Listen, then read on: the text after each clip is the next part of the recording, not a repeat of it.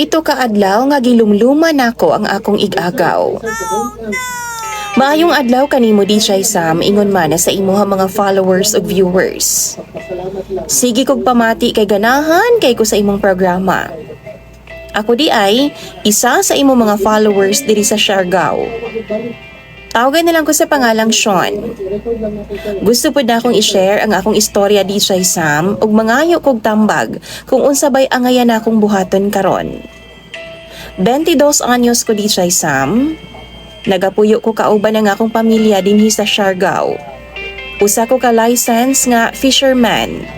Nagtrabaho ko sa usa ka fishing boat dinhi sa amoang lugar DJ Sam. Tuna ang among ginakuha. Dako ang income sa tinuod lang, pero dako pod og expenses kay gastador man kay kung dako. Bisyoso ko DJ Sam. Pero ang akong bisyo, inom-inom lang ha, laag-laag, wa gyud drugs. Sa akong trabaho no, bisag asa dunggo ang barko, naagyud na ibabay. Hangtod nga nakaila na ako ang usa ka babae DJ Sam. Nga tawgon na lang nato siya sa pangalang Chris. 18 anyos siya ug ako ato nga time 21.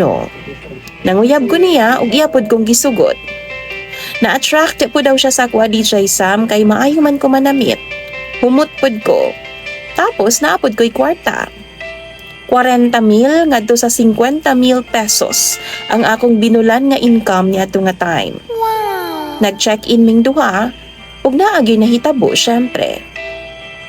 Sa paglabay sa pipila ka buwan DJ Sam, napansin og nabati nako nga daw na in love nako kay Chris. Ang kuno nako sa unang buwan sa among relasyon, wa gyud ko'y gugma niya. Pero sa ngadto-ngadto na-develop ra ko. Ang ako amanggod sa una DJ Sam, tilaw-tilaw ra ba? Pero nasayra nako sakit kaayo. Diyang wa gyud po di ay siya'y gugma sa ako hangtod, pipila na lang kabuwan ang milabay. Ingon pa siya, iyaha lang daw, matustusan ang iyang pagskwela. Giangko na niya sa ako nga wa gyud daw siya'y gugma bisan gamay nako. Kay ang tanan kuno nga ginapakita niya sa ako kaniadto, baliwala ra daw. Basta DJ Sam, grabing kasakit sa akong gibati niadto nga time. Wa gud una mutuyok ang akong kalibutan. Nitulo na lang ang akong mga luha. Dayon, wa na lang pod ko namugos. Kay basig ako ray masakitan. Unya, human sa usa ka buwan, ni pauli na ko sa Siargao. Nagsugod na pod ko og bag-ong pangita DJ Sam, lahi na pod. Nag-welder ko, nag-carpenter, barista sa bar, bisag unsa na lang basta kay mo kita. Pero wa ko malipay sa akong ginabuhat. Kay lagi, sayod ko nga sa akong kaugalingon ang akong gusto panagat jud. Mao to, nanagat na pud kog balik DJ Sam. Nakita man pud nako nga mahal ang isda sa amo ang lugar. Kay lagi, single man ko, laag-laag ra gyud ko, bisan asa DJ Sam. Pero gapanginabuhi gihapon ko ha. One time, nag-message man ang akong igagaw. Tawgon na lang nato siya sa pangalang Ann. Nanghagad siya sa kuag party DJ Sam, kay lagi diri sa Siargao. Hamok man kaing party. Bisan asa lang na DJ Sam, uso kaayo. Mao to, nagkuyog ming duha, nag-inom-inom. Gisulit na mo ang time kay pagkaugma man gud ato DJ Sam, muuli na siya sa ilahang lugar. Dito siya nag-eskwela sa ilaha. Pero why nahitabo sa amo DJ Sam ha, bisan pag naghubog-hubog mi, nag-inom-inom, nagkuyog-kuyog kay mag-igagaw man mi. Okay. Mi pauli siya pagkaugma DJ Sam. Enrollment naman pagkasunod semana. Sa pagpadayon niya sa iyang pag-eskwela DJ Sam, ingon siya galisod gyud siya. Lisod kayong iyang kahimtang kay wa kuno siya'y kaon nga muskwela. Taas kayong iyang pangandoy DJ Sam. Gusto gid niyang makatapos sa iyang pagtuon. Maong kay naaman ko'y income, gialalaya na ako ang akong igagaw nga si Ann. In short, ako ang nagsuporta sa iyang pag-eskwela. Ako ang nagbayad sa iyang monthly sa boarding house. Mga bayro nun niya sa eskwelahan, ako siyang gitabangan. Unya, niingon siya DJ Sam, sagdi lang, kay mahuman na ni nga tuig, anhaon ta ka, og bubaws gid ko nimo. Unya ni katawa rapod ko DJ Sam sabay ingon, ay na oy, Kay wa ko nagpabaws. Wa man ko magdahom DJ Sam, nga lain man di ay ang iyahang buot ipasabot nga baws. Abi manggod na ako nga kwarta or something ba. Unya, nahuman na gyud ang school year. Third year pa man siya ato nga time DJ Sam. Nibalik na po siya diri sa amo sa Siargao. Na siya'y barkada nga taga diri. Unya, dito na siya nagsaka sulod sa usa ka semana. Ni-chat siya sa kuha DJ Sam. Ana pa siya, ali diri sa balay sa akong best friend. Di ako, kami ratiria. Ana siya, kamirang duha diri sa balay, maong ayaw kabalaka. So mao to ni adtupod ko DJ Sam kay lagi suod man kay mi sa akong igagaw.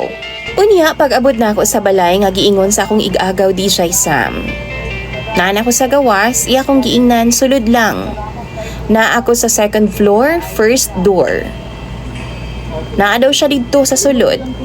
Mautong ni diretso na lang ko DJ Sam. Timing pod nasugatan ako sa gate ang iyang best friend. Unya niingon pa gyud siya sa ako DJ Sam. Congrats. Sabay pahiyom sa ako Naglibog pod ko DJ Sam og nipahiyom na lang pod ko niya. Pag-abli na ko sa pultahan wa may tao. Maong ninghinay ko og tawag. An. Dayon na siya sa CR DJ Sam ni tubag. I-lock daw na ako ang door. Kay naalagi daw siya sa CR. Unya, kay matinumanon lagi ta sa mga sugo, gilock pod na ako ang pultahan. Dayon, nilingkod ko sa kama DJ Sam og nag-cellphone ko. Sa pipila ka minuto DJ Sam, niabli ang pultahan sa CR. Nigawa si Ann sa pultahan sa CR nga hubot-hubad. Sa kakuyaw na ako DJ Sam, nagkuha dahin kog towel. Dahin ako dahin siyang gitabunan, kay basig na ay makakita ba? Ang akong dughan niya nga time DJ Sam, nagbuto-buto gid in taon. Pero akong tabadido ay nikalit og kasuko. Kay lagi, limpyo si Ann DJ Sam. Puti og sexy pa jud. Ang towel nga akong gitabon unta sa iya DJ Sam, iyahang gikuha og gilabay niya sa loob. Nagtindog ko nga way tingog-tingog DJ Sam.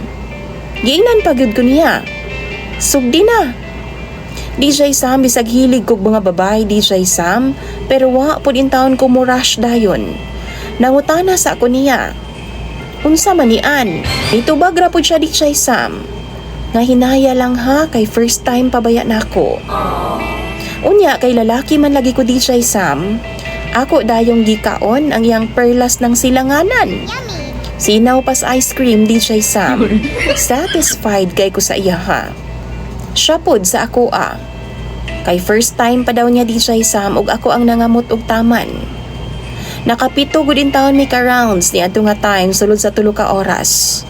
7 days siya sa balay sa iyang best friend. Ug timing kay nagbakasyon pod ang pamilya sa iyang best friend. 7 days and nights nga ginahimo namo tong butanga DJ Sam. Sige ramig ana-ana.